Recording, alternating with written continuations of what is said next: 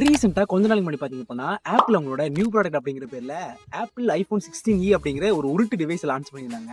நக்கல்யா அவனுக்கு. ஸோ நான் ஏன் இப்படி சொல்றேன்னு கேட்டீங்க அப்படின்னா இதுக்கு முன்னாடி ஒரு குட்டி ஃபிளாஷ்பேக் இருக்கு. அதாவது பாத்துட்டீங்கன்னா 2019 ஜூலைல பாத்தீங்க அப்படின்னா ஆப்பிள் வந்து இன்டெல் கம்பெனி கிட்ட வந்து கிட்டத்தட்ட $1 பில்லியன் ஒர்த் இருக்கிற ஒரு மோடம் மேனுஃபேக்சரிங் யூனிட்டை வாங்கினாங்க. வாங்கிட்டு சும்மா வச்சிருக்க முடியுமா? இல்லைங்க.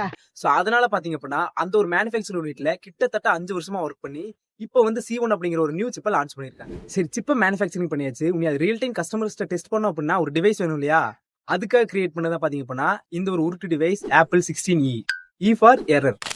அதாவது இன்னும் உங்களுக்கு கிளியரா சொல்லணும் அப்படின்னு பாத்தீங்க அப்படின்னா இந்த ஒரு போன் ஆப்பிளோட லேட்டஸ்ட் டெக்னாலஜில பில்ட் பண்ணதே கிடையாது.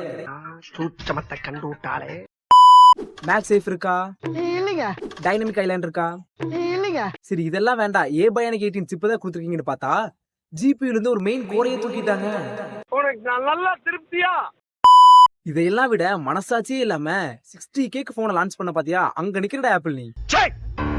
சிரிக்கிறானி வெக்கமா இல்ல? அது சரி, இப்போ 60K லான்ச் பண்ணிட்டு இன்னும் கொஞ்ச நாள் கழிச்சு பிக் பில்லியன் சேல்ஸ், அந்த சேல்ஸ் இந்த சேல்ஸ்னு சொல்லி கடைசியில பாத்தீங்க அப்படின்னா மொபைலோட actual value 50K stock clear பண்ணிட்டு அவன் போயிருவான். எப்படி பார்த்தாலும் பிசினஸ் சக்சஸ் தான். அட நான் என்ன பேரளவுல பாவம் பண்ண.